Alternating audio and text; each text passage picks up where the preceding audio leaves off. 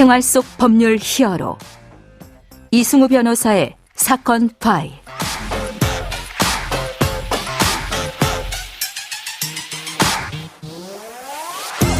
안녕하세요. 이승우 변호사입니다. 각종 사건 사고에서 여러분을 구해드리겠습니다. 오늘 열어볼 사건 파일은 가평 계곡 살인사건과 인하대 준강간 살인사건입니다.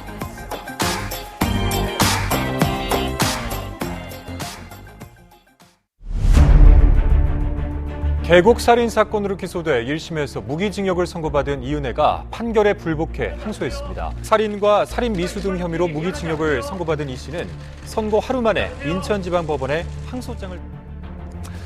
사건 파일 오늘은 작년에 일어난 주요 사건 두 가지를 살펴보도록 하겠습니다. 정말로 우리들에게 많은 충격을 줬던 사건들인데요. 사건이 어떻게 진행되고 있는지 법무법인 법승 문필성 변호사와 함께 알아보도록 하겠습니다. 변호사님 안녕하세요. 네, 안녕하세요. 네, 먼저 지난해 가장 우리의 시선을 끌었던 것이 이제 가평 계곡 살인 사건이었는데요. 그 경과를 좀 살펴볼까요? 네. 그 이모 씨는 2019년 6월에 경기도 가평군 소재 계곡에서 내연남 조 씨와 함께 생명보험금을 노리고 남편 윤모 씨를 살해한 혐의로 구속 기소되었습니다. 네. 이들은 2019년 2월과 2019년 5월에도 각각 윤 씨에게 보고독이 들어간 음식을 먹이거나 낚시터 저수지로 밀어 빠뜨리는 등 살인 미수 혐의와 피해자 윤 씨 명의로 든 생명보험금 8억 원을 부정하게 타내려고 했다라는 혐의로 보험사기방지특별법 위반 혐의도 함께 기소되어 재판에 넘겨지게 되었습니다. 네네. 자, 이제 가스라이팅을 했다 이런 부분에 대한 내용들도 있어서 더 많이 좀 알려지게 됐던 부분이 있는데요. 현재 두 피의자에 대한 재판은 어떻게 진행되고 있습니까? 네. 그 인천지법 형사합의부는 올해 7월에 살인 미수, 보험사기방지특별법 위반 미수 혐의로 기소된 이 씨와 조 씨의 살인 혐의 등을 모두 유죄로 인정했습니다.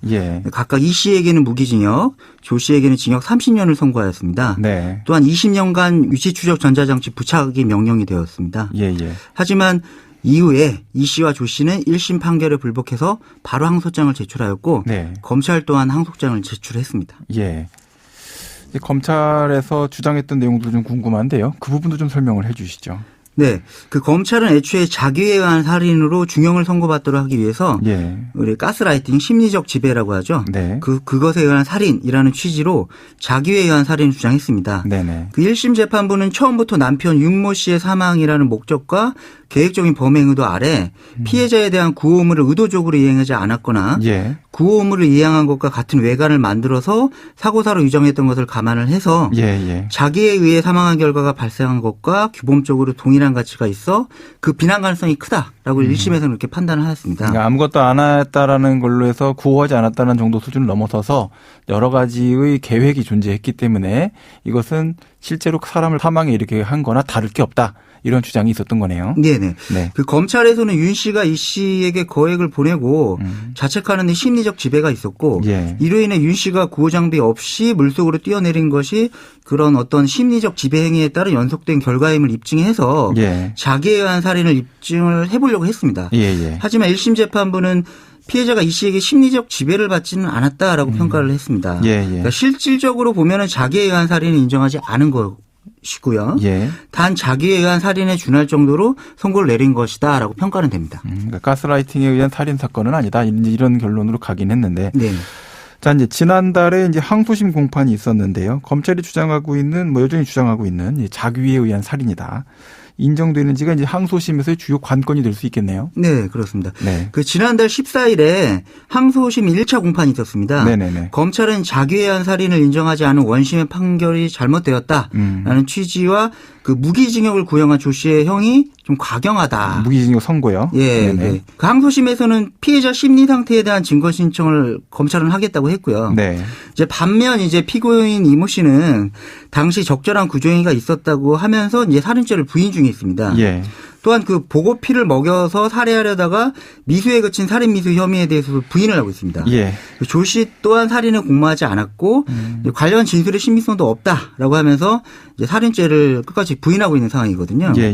또한 이제 피고인들은 남편을 살해하기 위해서 보고를 구입한 사실이 없다는 것을 입증을 하려고 그 해당 횟집 주인을 그 항소심에서는 증인 신청하겠다고 이제 밝히고 있는 상황입니다. 증인 채택됐을 때 횟집 주인이 안 나온다고 하면 어떻게 될까요?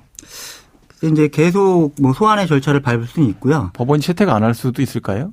글쎄 지금 사안에서 이제 그 피고인들이 횟집 결제 내역이 보고가 아닌 뭐 광어 등이고 이제 설사 보고를 구입했더라도 독이 있는 내장 부분을 뭐 이들에게 전달이 가능한지를 입증하려고 하는 것으로 지금 보이거든요. 그래서 아마도 뭐 증인 채택은 이루어지지 않을까라고 이제 판단은 됩니다.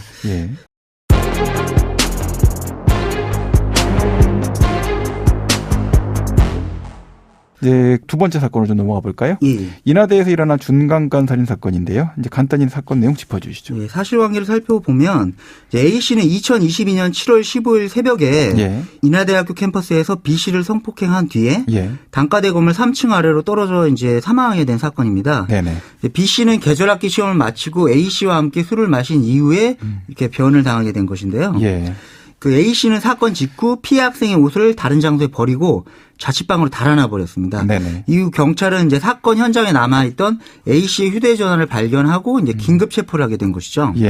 그 피해자는 1시간 30분 동안 방치되어 있다가 같은 날 새벽 3시 49분쯤에 지나가던 행인이 건물 1층에서 머리 등에 피를 흘리고 있는 B 씨를 발견해서 119에 신고를 했는데 안타깝게도 결국 숨지게 됐습니다. 굉장히 끔찍한 사건이었는데 자, 이 사건에서 피고인 A 씨 이제 혐의가 쟁점인데 검찰은 피고인에게 준강간 살인죄를 적용해야 된다 이렇게 주장하고 있죠. 그 경찰은 A 씨에게 살인의 고의가 인정되기는 어렵다면서 준강간 치사 혐의를 적용해 검찰에 송치를 했습니다. 그 수사 초기에는 카메라 등 이용 촬영 혐의도 검토를 했는데요. 피해자의 신체가 전혀 촬영되지는 않아 이 부분은 이제 불기소 처분을 했고요. 근데 이제 검찰에 넘어간 이후에 검찰은 이제 보완 수사를 해서 준강간 살인으로 죄명을 변경해서 기소를 하게 됩니다. 그 준강간 치사죄는 10년 이상의 징역에서 최대 무기징역까지 가능을 하고요. 준강간 살인죄가 입증이 되면 최소 무기징역, 최대 사형까지 선고가 가능하게 됩니다. 그 검찰은 그 A 씨가 성폭행하려고 할 당시 사망 가능성을 인식한 상태에서 부작위가 아닌 자기에 의해 살인을 했다고 본 것이죠. 이는 이제 법 이하 감정 결과가 상당히 반영된 것인데요. 감정 결과 이제 B 씨가 스스로 추락할 가능성보다는 A 씨가 행한 외력에 의해서 떨어졌을 가능성을 높게 봤습니다. 밀거나 밀쳐서 떨어졌을 가능성이 높다? 이런 얘기군요. 그래서 그렇게 보게 된 근거는 사망 당시에 B 씨의 혈중 알코올 농도가 상당히 높았고요. 그 복도 바닥에서 창문까지의 높이가 1m가 조금 넘습니다. 그리고 벽 두께가 24cm 정도 됐는데 그 피해자 B 씨의 손에 벽면 페인트가 묻은 흔적이 전혀 발견되지 않은 점이 있었고요. 또 이런 점들 종합적으로 고려할 때 성폭행을 시도하다가 피해자를 추락시켜 사망한 것으로 이제 판단을 한 거죠. 살인의 미필적 고의가 충분히 인정된다고 본 것입니다. 자, 이 사건에 대해서 1심 선고가 이번 달 이제 19일에 나오게 되는데 법적으로 주목해야 될 부분은 어디라고 보십니까? 그 첫 공판은 인천지법에서 올해 9월에 있었는데 그 A 씨는 성폭행 사실에 대해서는 인정을 하지만 그 범행 상황과 관련 순간이 드문드문 기억이 난다. A 씨도 술을 당시 많이 마신 것 같아요. 잠이 깨어보니 이제 집이었고 B 씨가 추락했던 상황은 기억이 안 난다라고 하면서 준강간 살인죄는 지금 부인하는 취지로 주장을 하고 있습니다.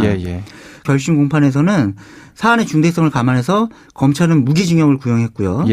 그 A 씨에 대한 1심 재판부의 선고는 1월 19일에 내려지게 됩니다.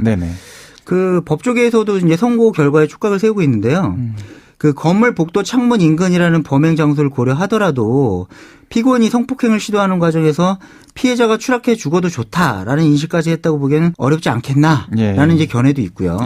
반면에 이제 피해자 신체에 아까 말씀드린 남은 흔적 등 부용 결과로 좀 미뤄봤을 때 그 당시 피해자 행동 등을 고려할 때도 신체 접촉에 의해 피해자가 추락했다는 검찰 측 주장이 받아들여지면 충분히 준강간 살인도 인정될 수 있다고 보는 견해가 있습니다. 이렇게 작년의 주요 사건들을 문필성 변호사와 함께 알아봤습니다. 감사합니다. 감사합니다. 생활 속 법률 히어로 이승우 변호사였습니다. 내일도 사건에서 여러분들을 구해드릴 사건 파일 함께 열겠습니다.